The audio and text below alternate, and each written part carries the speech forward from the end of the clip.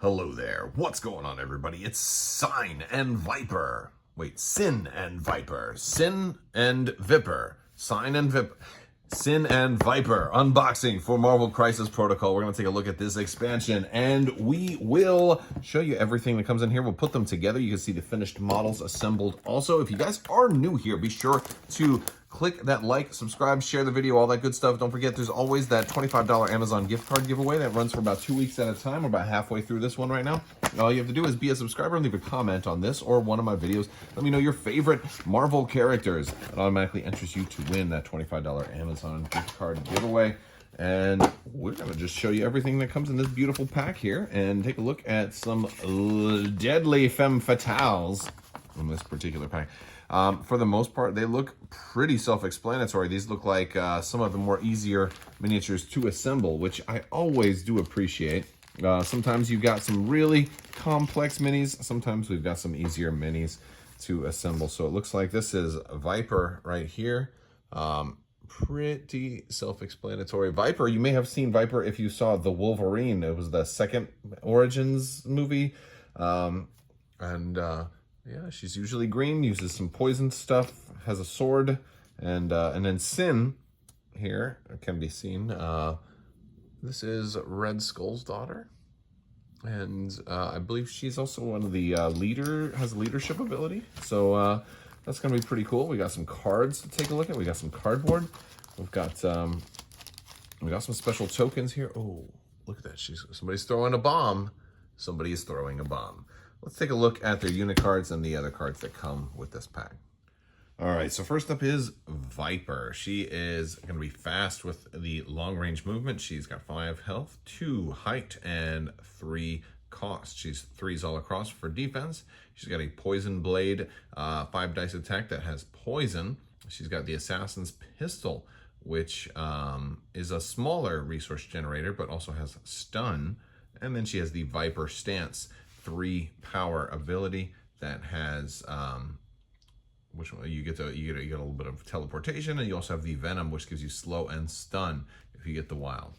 She comes with a displacement ring power, which gives her a little extra movement, which is especially nice considering she's already long range, and she can now kind of teleport a little bit further. That makes her not quite as fast as Quicksilver, but she makes her pretty fast.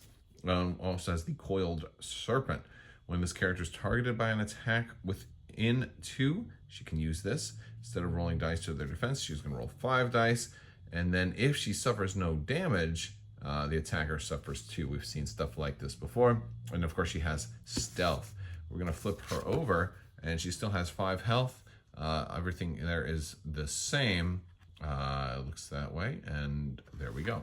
So she's just kind of an overall well-rounded kind of character. She's her biggest thing, I think, is really that she is pretty fast and can also teleport too. So that's all of that is pretty good stuff.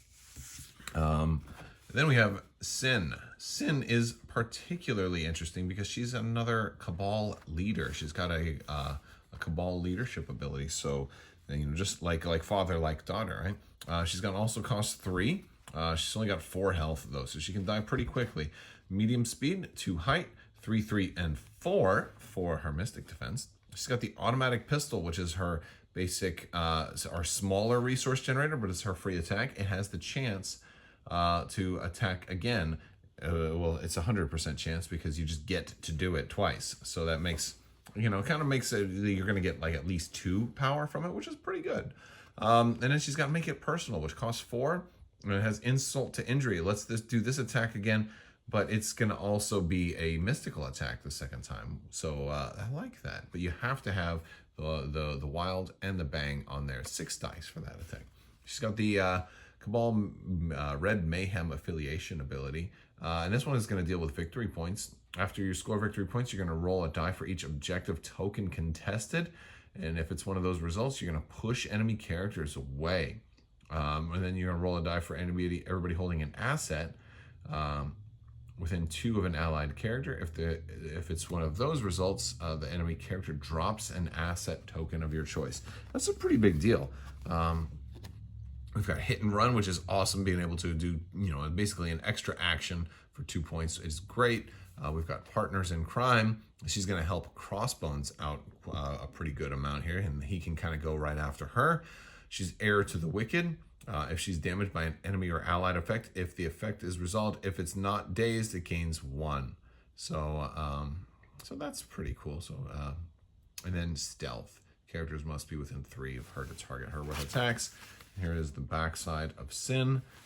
She's pretty much the same, except she does have 6 health as opposed to the 4. So she gets a little tougher once she gets angry.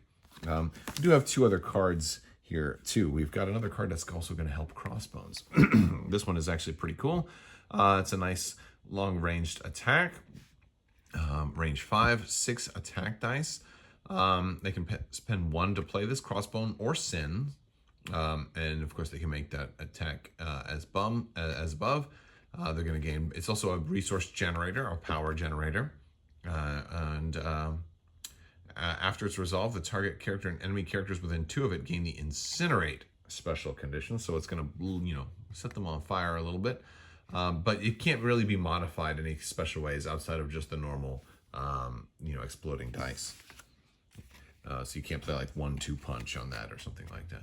And then we have 2 Ash and Cinder. Also, Sin or Crossbones can spend 2 to play this card. You're going to place a Demolition Charge. That's that big old bomb token we're looking at before. Within range 3 of this character. During the next cleanup phase, all characters within 2 of the Demolition Charge gain the Stun special condition and then suffer 2 damage. Destroy all terrain features size 3 or less within 2 of the Demolition Charge token, then remove the token from the battlefield. It's basically just a big old bomb, which I think is pretty cool. So let's go ahead and take these characters. I'm going to put these together, and we'll take a look at how the models look when built. What do you think? Let's do it. All right, so we've got them both built now. First, let's take a look at Viper. Very dynamic pose here. She is leaping off of this rock. I kind of had to lean her, kind of like how Quicksilver was sculpted. I kind of leaned her against the box a little bit to let her kind of dry without eventually dipping, because sometimes the plastic glue, I'm using the Tamiya Ultra Thin, can sometimes take a little while to set. But I really like the pose. I like the sculpt. She's not one of my favorite characters. And she's actually pretty low on the list of characters that I was excited about. But this is a really good sculpt. Very dynamic, great sculpt. I love the sword. I love the hair, the way the hair is flying back too. It's very, very much capturing that whole I'm leaping at you to attack. And that's her character certainly does that too. And here is Sin. Pretty good sculpt and a good base. I went with the one with a little bit of kind of cement on there already for that base choice to kind of match some of her basing materials as she comes on. She's standing on 2 tactical rocks. And she seems pretty decent. A lot of bone work on her outfit there, and she's got the blade and she's got the gun, and pretty standard. These were both fairly easy miniatures to put together. So I love the way that they did this. Just, basically 2 arms, 2 legs, a torso and a head, and then some, feet materials or whatever. So one of these days they'll actually make a miniature that stands on the ground. I don't know if they'll ever actually do that or not, but maybe we'll see a miniature that's got both feet on the ground at some point. All right, guys, that's going to do it for Sin and Viper. Let me know what you think down in the comments section. Also, check the links in the description below. We've got, if you want to follow me on social media, Facebook, Twitter, Instagram, all that stuff is down there. You can check out Crabbok.com. We've got a lot of great information over there, plus a new RPG you can read about on Crabbok.com that just launched recently, so check that out. Also, if you want to check out Patreon or any of the other, my Discord, for example, great place. It's very family friendly to jump in and talk to people about gaming. I would love to have you. I will talk to you guys later. I want to thank you so much for watching, and as always, have a great day.